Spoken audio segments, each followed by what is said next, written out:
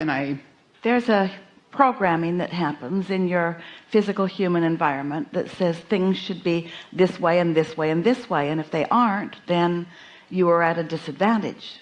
Very few can see the broader intentions or broader advantages. You can't fake this stuff. What's active in your vibration is how you feel about it right here, right now.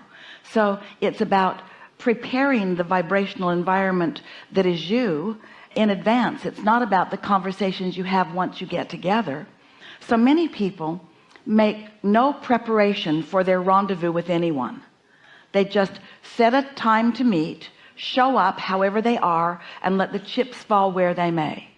But a deliberate creator prepares his or her vibrational atmosphere before they rendezvous with anyone, and in that way you always know that you are the dominant influence, and you always know that your influence is for the best.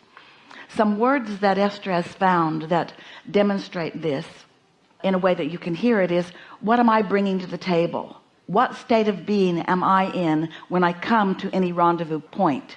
What am I vibrationally bringing to the table? And don't pay any attention thinking about what they brought to the table, because you can't do anything about what anybody else is bringing. And if you are thinking about what's their frame of mind, then in your attention to what they might be bringing, you're bringing something entirely different than is really beneficial. But we really like the word co-creation, and we really like the word rendezvous, and we really like the words blending of energy, and we really like the concept of synergies of energy, and we really like you to focus upon the blending of energies, and we want you to embrace the whole of the energies that surround you universally and globally, and specifically in any rendezvous point where you are. But most of all, we want you to be aware that your advantage to yourself and anyone else is in what you bring to the table, which is not about what you just did just now. It's about what you've been doing, how you've been feeling, how practiced you are at preparing your atmosphere, how practiced you are at feeling comfortable in the alignment energy of source. Because when you tune in with your source energy and you are holding someone as your object of attention, you would not be evoking any guilt. There would not be any passive aggressive words coming out of you. You wouldn't be pretending to feel one way when you feel another. When you're in alignment, everything that comes forth from you sounds like it's in alignment because it is. But when you're faking alignment, when you don't really feel alignment, then anything could happen, and words slip out that maybe you don't even mean for them to slip out, but they do represent how you really feel. And yet so many humans practice so many games, and they have so much psychology, and there are so many books written about the way we behave with each other. Hardly anybody talking about plugging in first. Let's just nobody plug in, and let's just fight it out together, and let's just figure out who can be the most clever with their hurtful words. And then we'll get the world in on it, and we'll have panels that say who felt more right and who felt more wrong, who seemed the righter of the wrong ones, who had the most energy that they were able to cobble together even though they had no real power among them. The process of meditation is the very best practice for preparing that atmosphere, because in the quieting of your mind, by focusing upon something that isn't very important to you, like the sound in the room. Hear the sound?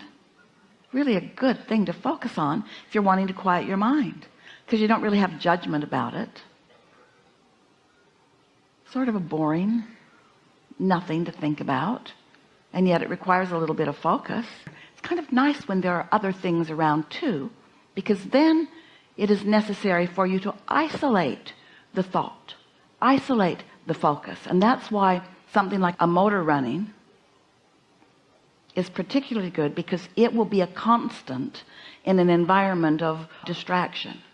And what you're wanting to do is train yourself to the constant of your inner being in a world of vibrational distraction. That's the whole point of meditation, to be able to focus yourself where you mean to, even though there are a lot of other things vying for your attention. And once you get pretty good at that, then it's easy for you to prepare your atmosphere. You'll find yourself driving in traffic, and you'll just be right there. not because you're meditating while you're driving, don't do that, but because other distractions aren't bothering you. This deliberate focus, the way you will describe it is, it's like it takes the edge off. It's like I don't feel as edgy. I feel more smooth. I feel more soothed. I feel more centered. I feel good. And so as you practice that, there is nothing challenging you. You're practicing it in non-challenging circumstances until the momentum of that becomes natural, that these other thoughts that you one time had will no longer be. They just can't be active in your vibration at the same time. And then your past will change, because your perspective of it has. And when how you feel now is dominant within you, so much so that the past no longer exists in your vibration because you just don't go there, then forgiveness is no longer necessary, because no blaming or discord exists to overcome. Ooh, it's a wonderful place to be in, to be without forgiveness. Don't tell it to those that didn't follow this thread. They'll misunderstand you. But won't it be nice if someone says, will you forgive me? And you say, never. I will never forgive you, because my love for you is permeating this now and this now and this now and this now. So I have nothing to recover from.